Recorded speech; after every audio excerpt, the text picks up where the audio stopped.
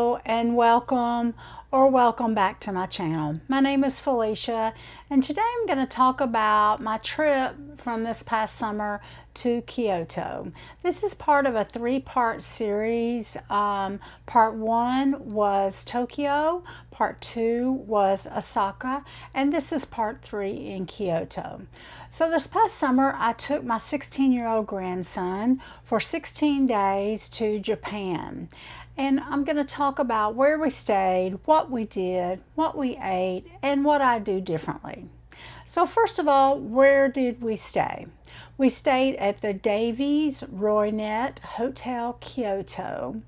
It's attached to a train station, which is also attached to an underground mall. So it was really convenient to everything. There were lots of shopping, places to eat, lots of things to see and buy, and it was fairly easy to get around, although you can get turned around a little bit because it is really large. So I think it was probably one of the nicest places that we stayed in Japan, although it wasn't the most expensive. It felt kind of like a Hyatt.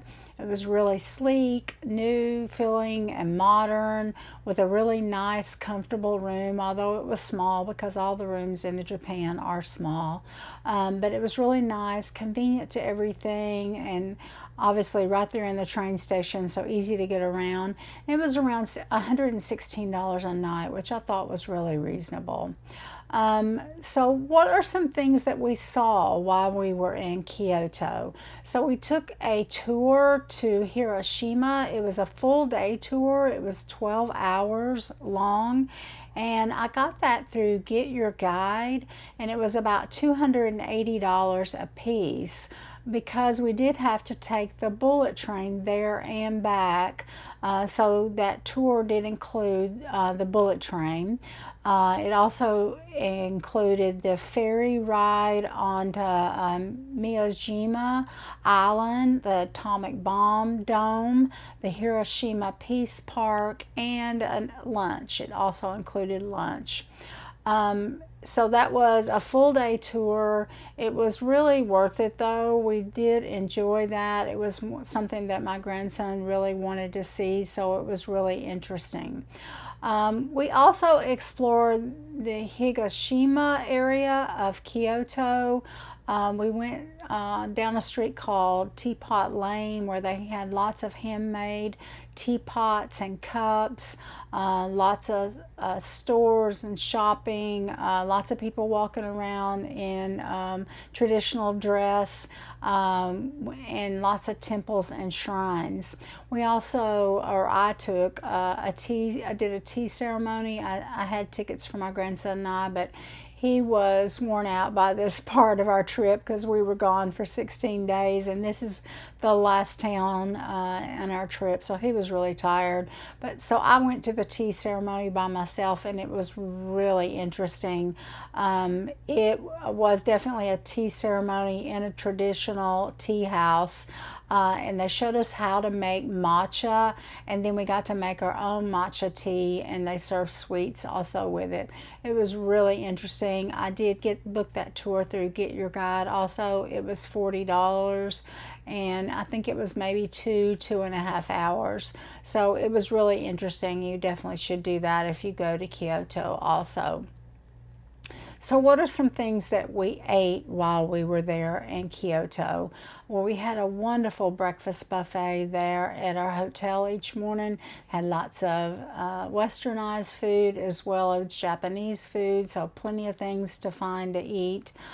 We had lots of food and snacks at 7-Eleven as usual, because you can't go to Japan without going to the convenient marts and getting all their cool snacks. So we did that.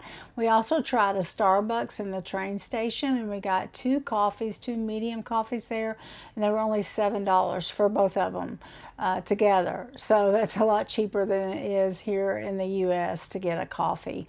We had an Okonomiyaka lunch. I'm probably butchering that name. I'll put it in the description box below.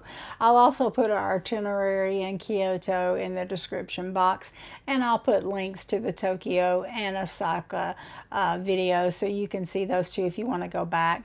So anyway, that lunch was really cool. It had eggs, bacon, noodles, sprouts, cabbage, and some type of sauce.